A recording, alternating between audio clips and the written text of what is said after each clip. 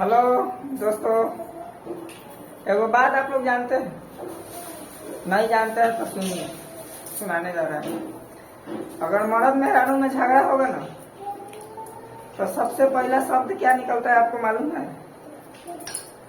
कि हम ही बड़ी तो घरवा में टिकल बड़ी, दोसर रही तो कोनो ना टिक, कब के भाग गए रहे। ई राम बान एक लोग के राम बान हो, सब जगह से हार जइहन तो एक एगो शब्द ये बोलिहन, और कुछ ना, और कुछ बोले के हिम्मते नहीं खे। देख ला, झगड़ा हो तो मुंह फुला लिया ना, कहियन कि हम ही बड़ी तो घरवा में टिकल बड़ी, दोसर कोनो ना टिको।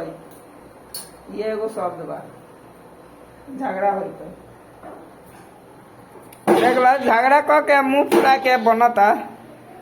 एमे तरुआ कटाइल बा, एने बेसन घोड़ा जाता, दाल बनता। अब मुँह देखला कैसे फुलेला बारी। का का हो? देख ला, हम ही बनी तो घरवा में टिकल बनी।